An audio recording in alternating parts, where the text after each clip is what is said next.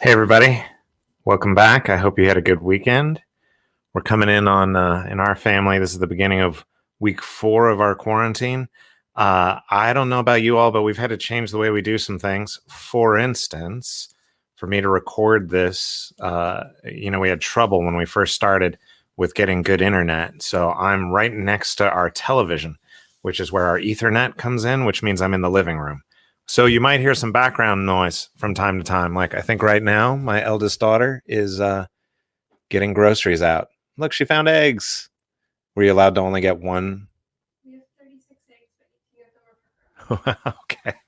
Our groceries have some limits on how many eggs you can get because there's been a little bit of extra egging. The other week, there were only size B eggs at our grocery, which I don't think I had even seen them before. Also, my wife pointed out to me today that I always say at the grocery, which apparently is a West Coast California thing. She says grocery store. I don't know what you might say.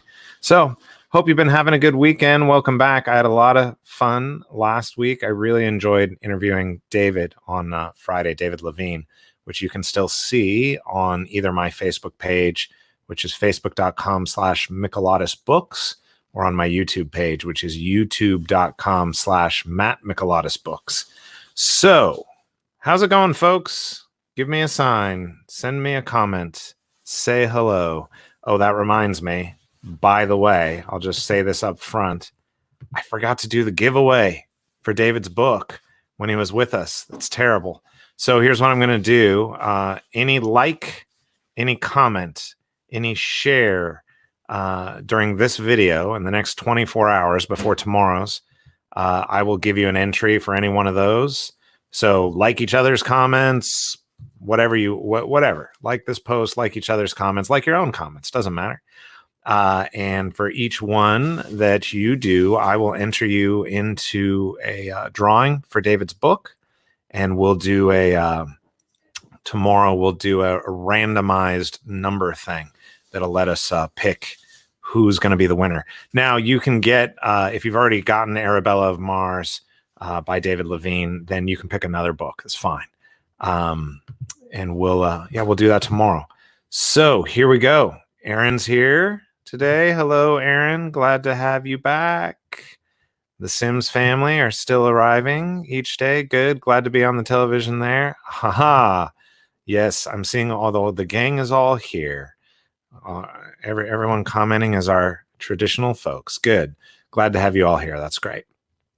Okay, well, shall we dive in? Be thinking if you have questions or anything at the end. Glad to talk about those. All that remains for me after I finish reading is I have to go help putting the rest of the groceries away. Oh, the Scales family is here too. Hello, everyone. Okay, so shall we dive in? Oh, hey, got more. Joanna, hello. A pleasure to see you, of course. Good. All right, let's go. Chapter 5, which is perhaps my favorite titled chapter of this book. And the title is Hamburger. So here we go. Chapter 5, Hamburger. Bereft of magic, short-lived and passionate, there shall still be beauty and wonder among you. From the ordering of the world, an L&L story. The door shut, and Jason... Oh, I should say what happened. It's been several days here. Okay, real quick. Madeline Oliver has a lung condition in which her lungs are increasingly losing their ability to process oxygen. She's very sick. None of the treatments are working. She can't get a transplant. Nothing seems to work out for her. Her ex-boyfriend, who's still in love with her, gives her a gift of a book she's always loved. She's always loved fantasy novels. He gives her a book called The Griffin Under the Stairs by Mary Patricia Wall, which she adores. And then cliffhanger continuation. Yes, correct. What ends up happening is she's in her chemistry class. She collapses, unable to breathe. Her chemistry partner, a guy named Jason Wu, scoops her up, and together with Madeline's ex-boyfriend, Darius, they take her to the hospital. While in the hospital, time stops, and a stranger named Hanali appears, covered in lace and a very fancy, like brocaded jacket with pale roses on it. And he tells her, if she is willing to come and work for a year in a magical place called the Sunlit Lands, that his people will heal her. She'll get to keep the healing forever, but she has to come and help them fight against the evil people, the Skim, which Jason convinces her. For some reason, the magic doesn't work on Jason, although it does work on David, or not David, on Darius. He encourages her to wait and at least think about it, which she agrees to do. And Hanali disappears, but he says, if you want to see me again, if you want to change your mind, you just need to say my name. When time starts again, Madeline, her health immediately takes a turn for the worse, and she tells Jason to go and find Hanali, and that's where we pick up, because she's ready to make a deal now. A year in the Sunlit Lands, a human year, in exchange for a healing. So Jason's just leaving. At the end, the doctors are coming in. All the alarms are going off. It says the door shut, and Jason put his hand against the hallway wall. Madeline was dying. He didn't have any question. So he needed to find that magic man, and there wasn't much time. He started down the hall, but a vice-like hand grabbed his arm. Darius said, what was Madeline talking about when she said bracelet? Jason debated whether to explain. Darius didn't seem like the kind of guy to go in with dragons and unicorns, but Jason didn't know him very well. But then again, Jason had promised only ever tell the truth. How much of the truth was the question? This Renaissance Fair reject came into the room and offered her a magic bracelet to help her breathe. She's telling me to go find him and get it. Darius's face clouded over. What are you talking about? Nobody came in the room. I was there the whole time. You were frozen, Jason said. Darius's gaze sharpened, and he looked at Jason critically. But you weren't frozen? His grip on Jason's arm tightened. Jason peeled Darius's fingers off.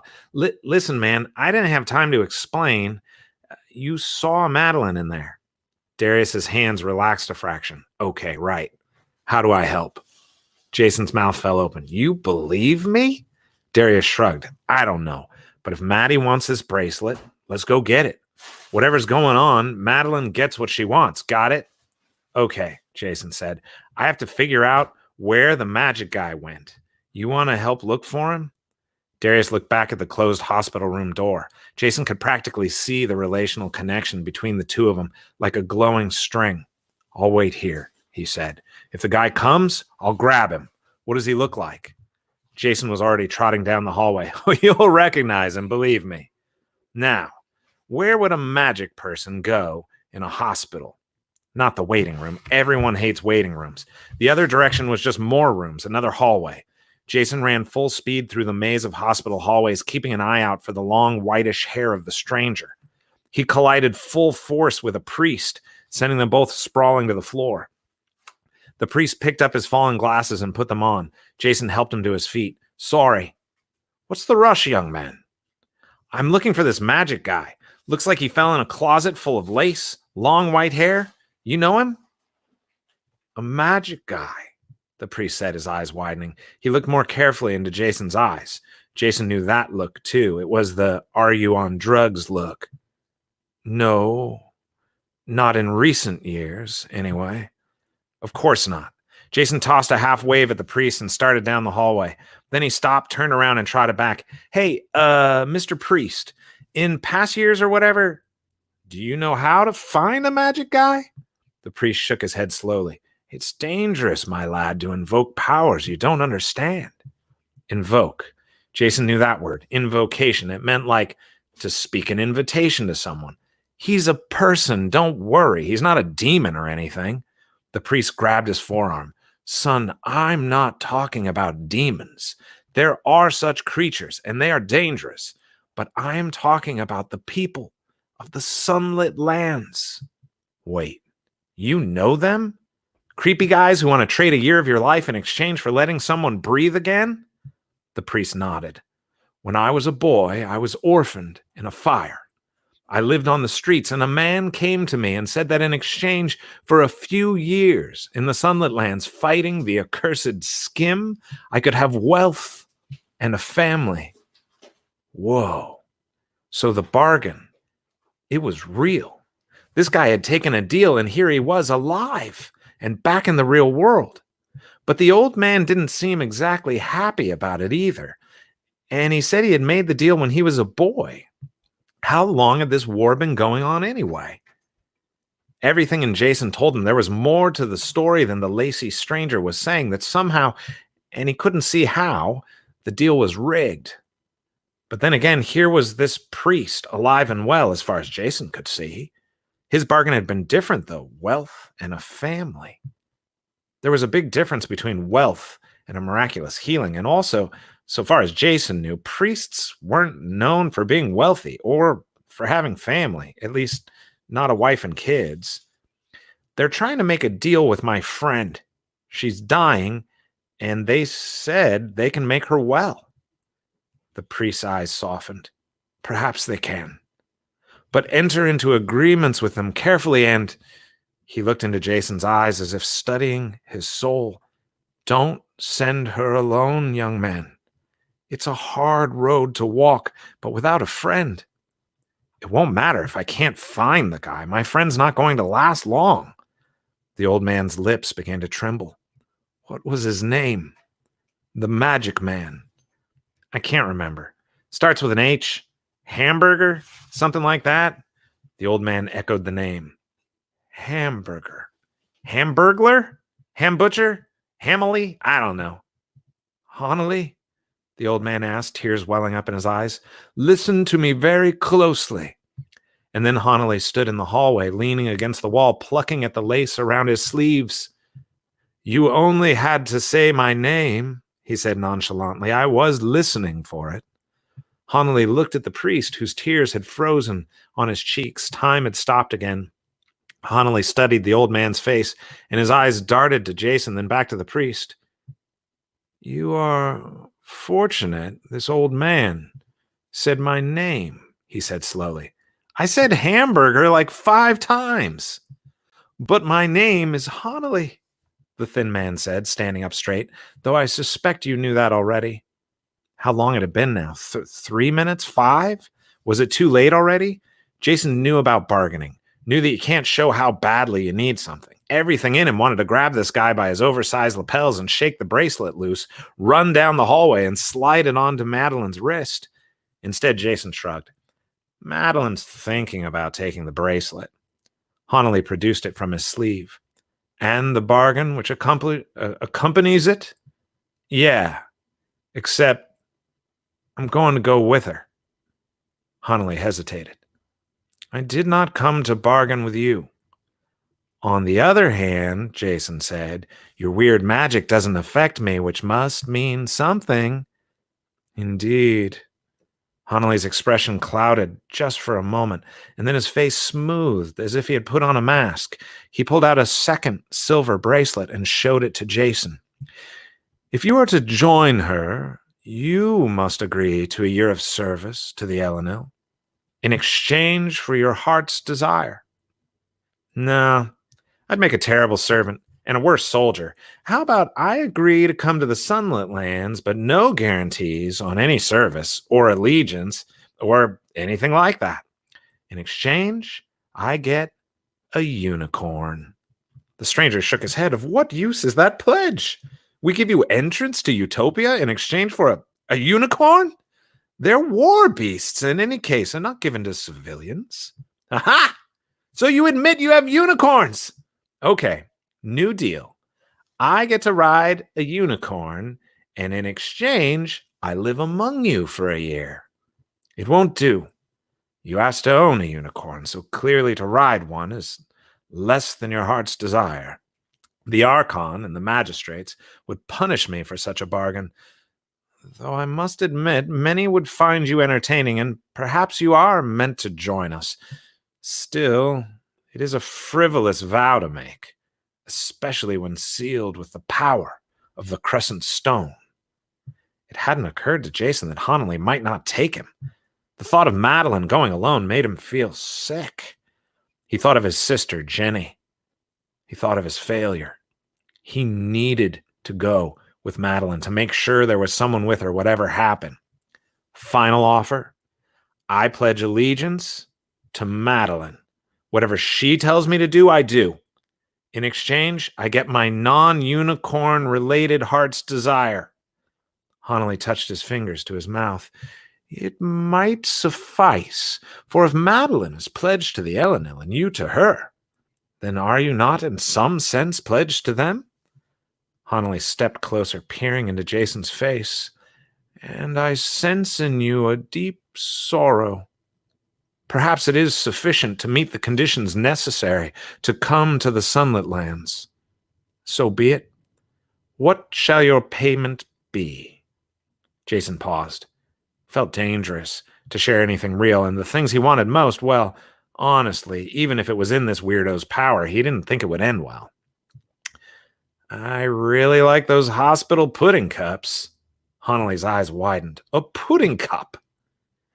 One pudding cup a day, Jason said. In the morning, at breakfast, when God intended pudding to be eaten. Honnelly looked at Jason warily, as if sensing a trap. One pudding cup a day, in the morning, for the duration of your human year in the sunlit lands. Jason looked at Honnelly as if he had said something insane. For the rest of my life, he said. Confusion flitted across Honnelly's face. He didn't understand the request, didn't know if he was being played in some way. Good. Let him wonder. Honnelly weighed the bracelets in his gloved hand. Now or never, Jason said. I know it's a lot of pudding. Honnelly grimaced. Sorry, I can't help it. Honnelly and Jason together are like my favorite parts of these books sometimes. It's so funny. Honnelly deserves it. Okay. No or never. Now or never, Jason said. I know it's a lot of pudding. Honnelly grimaced and held out the bracelets. The deal is struck, he said. Jason reached for the bracelets, then paused. Honnelly raised an eyebrow. Chocolate pudding, Jason said. Don't try to pull a fast one with that fake vanilla stuff. Yes, infuriating child. Chocolate pudding. The deal is struck. Will you make me say it thrice? Jason shook the bracelets together. They were cold, like they'd been in a freezer. Deal. Honnelly scowled and lightly touched Jason's arm. He leaned close to the priest. What is this man's name? Honnelly examined his face. He has a familiar look. He sniffed experimentally. There's a whiff of smoke to his life, don't you think? I don't know. I randomly bumped into him. Honnelly studied Jason's face, looking for a lie. Randomly. What a strange creature you are. He straightened and put his arms behind his back. Once your friend has her bracelet, you must follow the way to the sunlit lands. She won't be permanently healed right away. The magic responds to intention. So long as she is moving toward fulfilling her promise, her breathing will improve. How will we know the way? Is it over on 5th Street? There's weird stuff over there. The way will open if you follow, Honnelly said. It is a narrow path. You may need to leave certain things behind. He hesitated. Or certain people. A jolt went through Jason. He had forgotten Darius. He would want to go too, Jason knew. He would insist on it. Wait, the deal is struck, Honnelly said. The bargain final. Then the Ellenil man disappeared, and time flowed in around Jason like water in a tide pool. You must not make a deal with Honnelly under any circumstances, the priest finished. Jason pulled away and flashed the 2 bracelets at the priest. Too late. The priest's mouth gaped open. He was here? Honnelly? Yeah, Jason said, and he slid one of the cold bracelets over his left hand. It constricted like a snake around his wrist, digging in deep until it felt like it would break his bones. Jason gasped and leaned on the old priest for support. Then there was a sound, a pop, and it disappeared into his skin, leaving only a silver-looking tattoo with a glowing circle where the clouded gem had been. Oh no, my child, what have you done? Tears slid down the old man's cheeks. He helped Jason straighten, and the left sleeve of his black jacket pulled up, revealing a shiny mess of old scars. The scars crisscrossed and spun around his wrist in a pattern similar to the silver tattoo on Jason's own wrist. She can't breathe, Jason said. There wasn't another choice. The priest looked at him sadly. There's always a choice. But Jason was already running toward her room. She'll die without this. The priest shouted something, but Jason couldn't hear. The words kept ringing in his ears. There is always a choice. But if it ends in death, is that really a choice? Can that even be on the table as a possibility? No.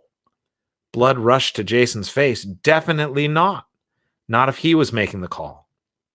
Darius was leaning against the wall outside the room. He straightened when he saw Jason. They won't let me back in, Darius said. She needs this, Jason said, panting. He couldn't breathe now either. Darius looked skeptical. This is the bracelet? Jason didn't have time to keep explaining everything to Darius, and in the end, did it matter? Darius wasn't going with them. Jason's stomach clenched with guilt. He hadn't meant to make that decision for them, but he had. Yes, Darius, this is it, he snapped, much more curtly than he had intended. This is magic jewelry from Hamburger, and it's going to make Madeline better as soon as we stick it on her left wrist. Then we're going on an adventure to Narnia or whatever, and when she gets back, you can figure out if you're going to date. But in the meantime, she can't breathe. So first things first, yeah? Darius searched Jason's face. Narnia? He asked, with a sort of quiet reverence. He looked at the bracelet, turning it over in his hands. It's cold. Magic, Jason said, and showed Darius his wrist. Darius nodded. Okay. You open the door, I'll do the rest. Jason yanked the door open, and a nurse came flying over to close it, but Darius dodged the nurse, and then he was soaring toward Madeline like a rocket, the bracelet stretched out in front of him, the silver design shining in the artificial light. And that is the end of chapter 5. So, chapter 6, tomorrow. We'll see what happens. Okay, we had a couple comments here. Aw, everyone loves Jason. Jason is the best. Grace and family showed up. Hey, Grace. So glad you guys are here. And Leah says, pudding cups. She loves how they show up later. Pudding cups, man. They're what's for dinner. We should have pudding cups. They should be like, honestly, pudding cups should probably be doing a sponsorship of this reading. Joanna says that Hunley does deserve it. And it's true. And also that Jason has proper priorities. So true. Okay, couple things. I hope you enjoyed our time with David Levine on Friday. This Friday, I'm very pleased to tell you that we're going to have an interview with YA author Lorie Langdon.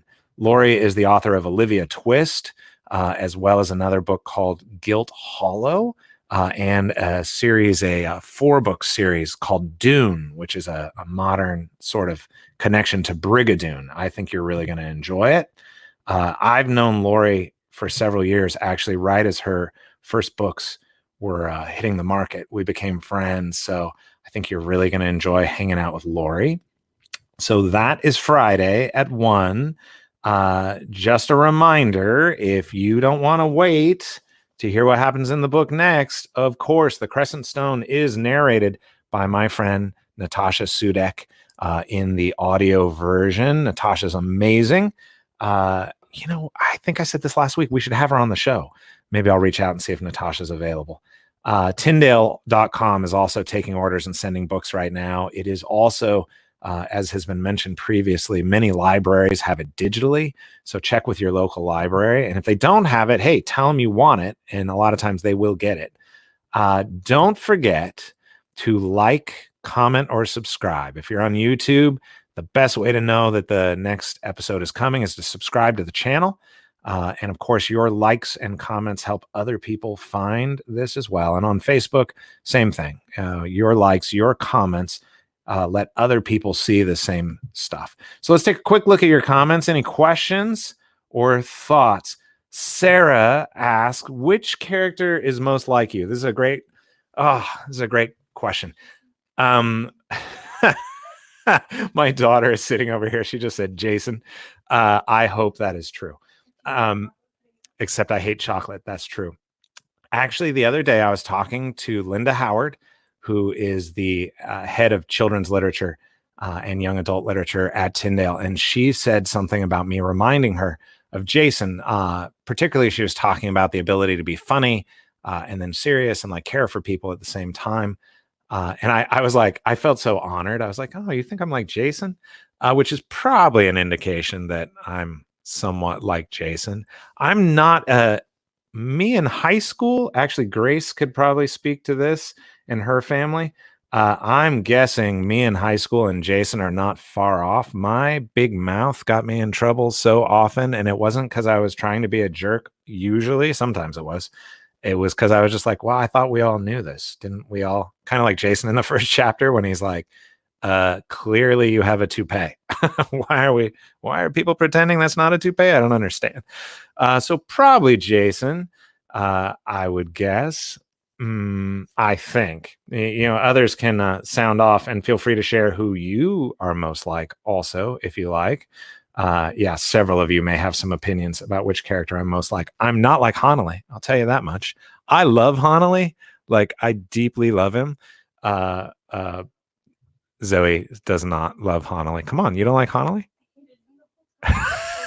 She said she hated him the whole time, and she still hates him. Oh, it's so mean. You know what? Elendil need love too.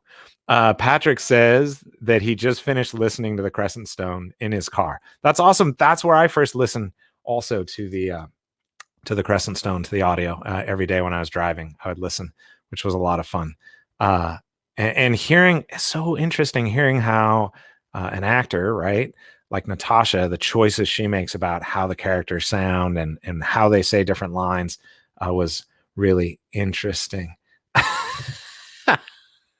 Grace says she and her family agree about Jason, but also very creative. And she remembers being a rock many times. We used to do these, our families, when we got together, used to do these, a variety of things. We did a lot of imaginative play games, but we also did plays for our families, which was really entertaining. Lip syncs, and I don't know, they were, I'm sure most people have blocked them out of their memory at this point, but they were entertaining and fun at the time for sure. Hanalei is growing on me like mold, lacy mold. Well, that's a lovely picture. Thank you. Thank you for sharing that. Zoe's gagging on the couch over there. All right, my friends. Well, here we go. We've been going almost a half hour, so I think I'll release you to your other work for the day. Stay safe out there. Take care of each other, and don't forget, this Friday, tell your friends, Lorie Langdon is coming to join us. You'll love her. If you want to read one of her books ahead of time, check out Olivia Twist or Guilt Hollow or one of the Dune books. Start with the beginning, which I think is just called Dune, Doon, like Brigadoon. Okay, you guys don't know what Brigadoon is. A lot of you. That's fine. Fine. Okay, my friends, thanks so much. I will see you soon. Send me a note if you have any questions or suggestions. And yeah, have a great day. Bye.